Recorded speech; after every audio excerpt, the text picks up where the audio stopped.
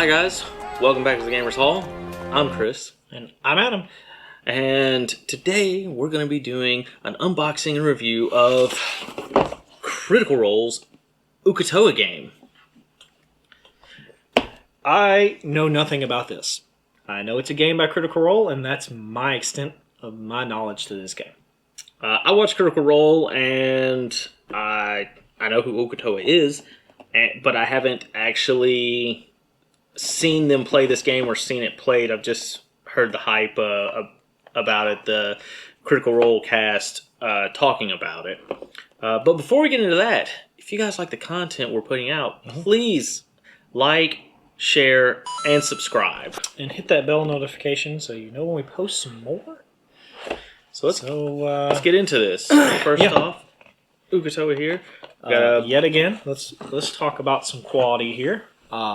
Vibrant picture.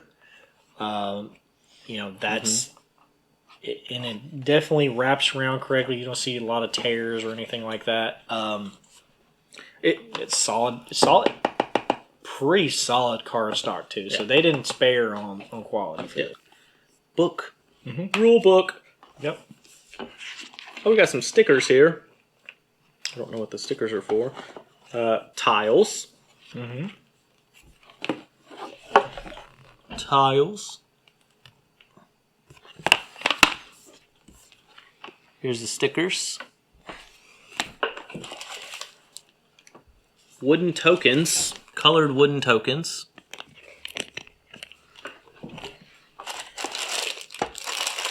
Meeples of some sort. Yep. Colored little characters.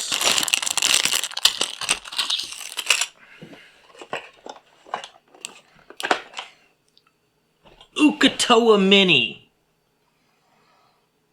Or at least a pretty cool sea serpent mini. Yes. And a deck of cards.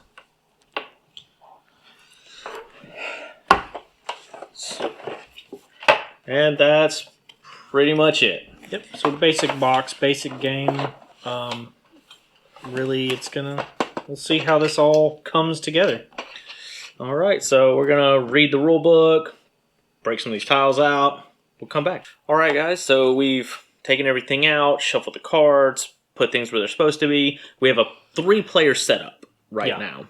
And bear with us on this a little bit because we're still learning this, and this tile function is a little different.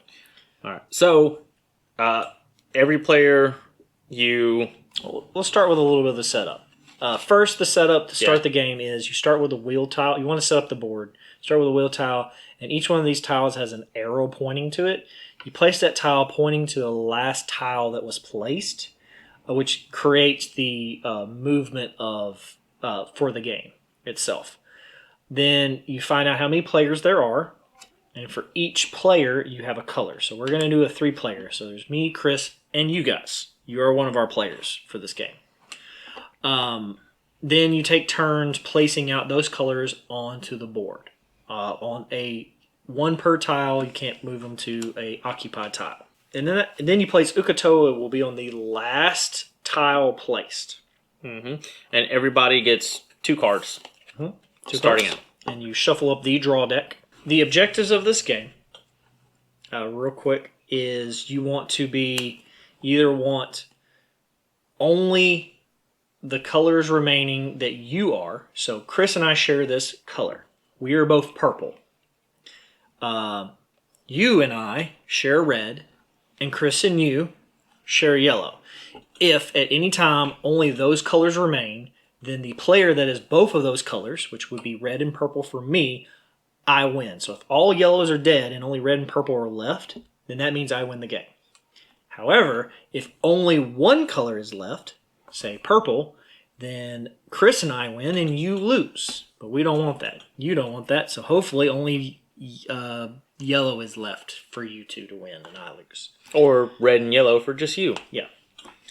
So that's the basic setup, and that's how you win the game. So we're going to get into how the flow of the game. Okay, so we're going to start off with basic turn order and how the game actually plays. The turn order is, this is an optional rule, 1, advance Ukotoa, which means he just moves forward. But how do you know who goes first?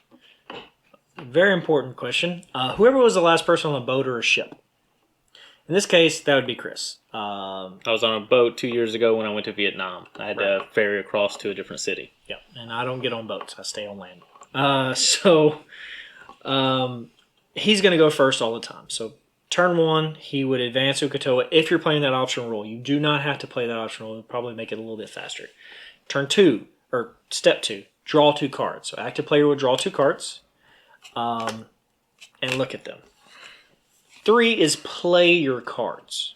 So in this, there are 3 different options that you can do to play your cards. 1 is you can play 1 card and do what it says. At the bottom of each card, well, it describes what it says. This says advance Ukotoa. And then it explains how Ukotoa is going to move by each tile. He will do exactly what that says. So Ukotoa will move 1, 2, 3, 4 in that pattern if I was to play that card.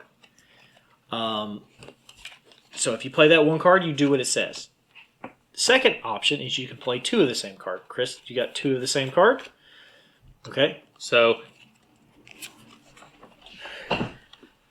take them instead. So he can play duplicates of the same card and do what it says, which is a push. It's a switch. It's a switch. So you would do it what the switch says, which is take them instead, choosing the sailors you control. So like my yellow and red, I would switch these 2. Take them instead. Right. So when you play duplicates, you can now play another set of cards out of your hand. So these would go to the discard pile, and then he would get to play another card if he wants and do that 1 action. Or, so he could also say, unleash a tentacle. So the tentacle will show with this one. It shows exactly what the tentacle does. So wherever Ukotoa is at, he shoots out a tentacle that will go out 1 square. So if Ukotoa is here, that tentacle will grab that guy. He's dead. He's removed from the board. Does it have to follow the arrow? Yes. Well, it follows a path. That's a straight line. So the tentacle will go a straight line, and you choose how you want that line. So this is one. Okay, so it doesn't have to follow the arrows on the tiles. When if you were doing advanced Ukotoa, he would actually follow the arrows and go around. But otherwise, you would just do what the cards say on how he would advance. So Ukotoa can. Okay, so just as long as it's an adjacent hex. Yeah.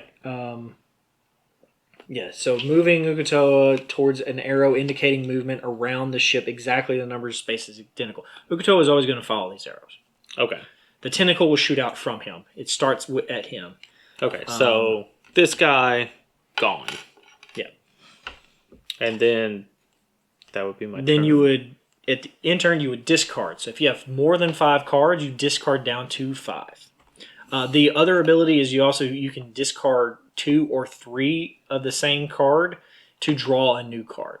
So that can be one of your actions. So you only get 1 action per turn, so you can choose not to have anything done if you want to get a new card. Okay, so I'm just going to play run, and you've already done your 1 action. Oh, okay. I've already done my 1 action. You've already done you've done your 2 actions, which is that and then that. Then it will go to you guys, which you would then I discard, or I don't have to discard? You don't have to discard. You keep that 1 in your hand. Okay.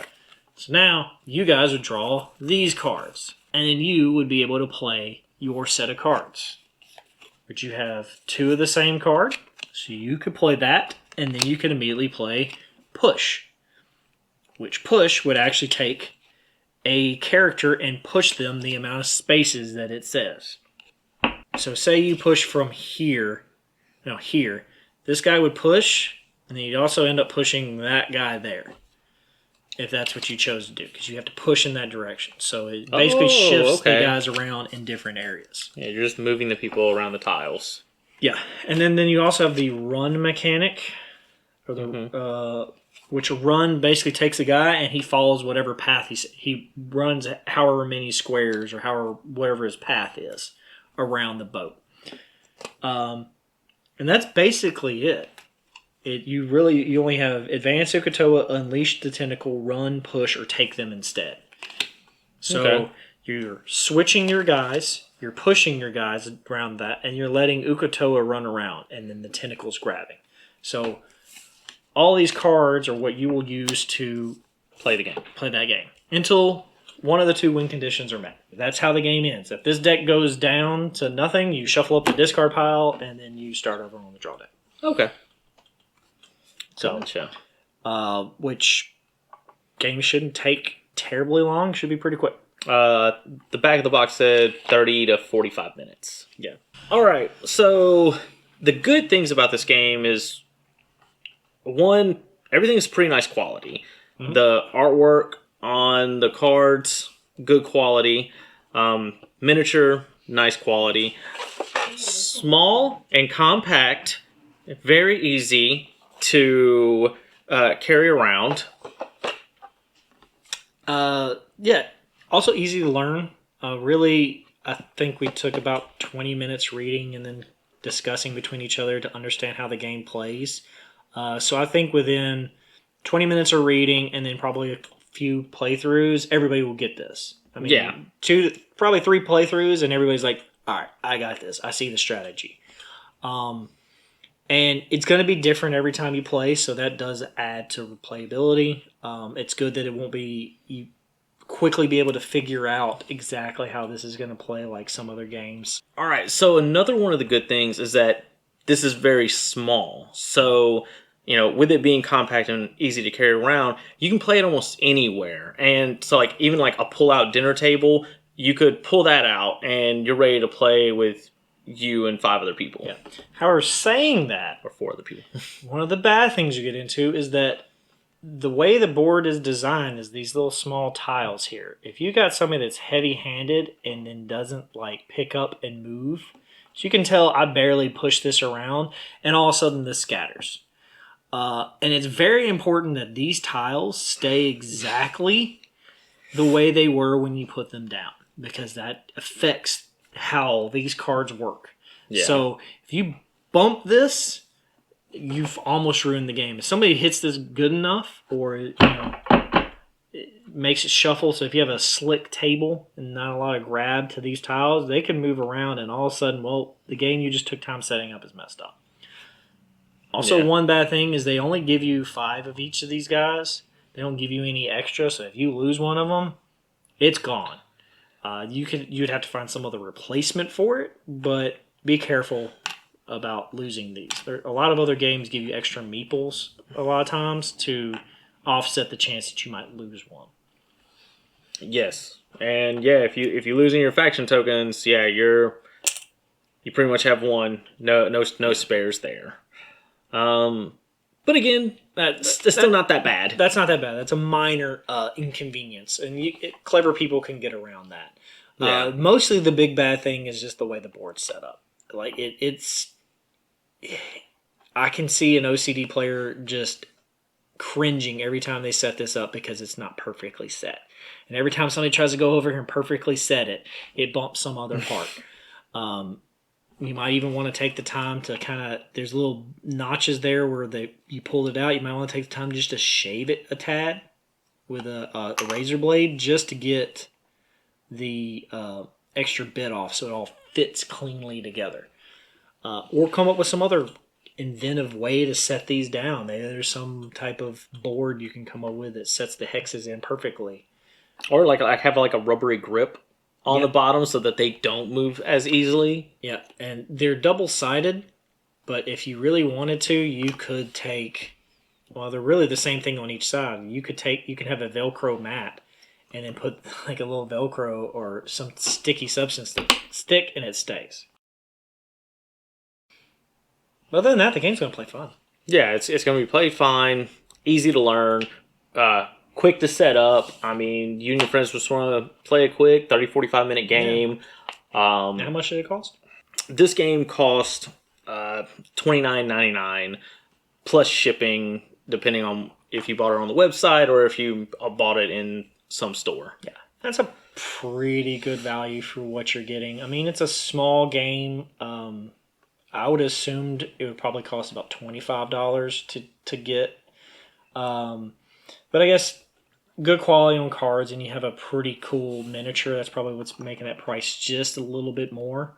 Well, these things are pretty sturdy too, little plastic. Yeah, but these cost hardly anything to make. They're a Yeah. penny a piece. Especially these little things don't cost Wooden anything. tiles and stickers. Cardboard is pretty cheap. So, but $30 is an okay price. Yeah, the artwork on the cards is pretty nice, though.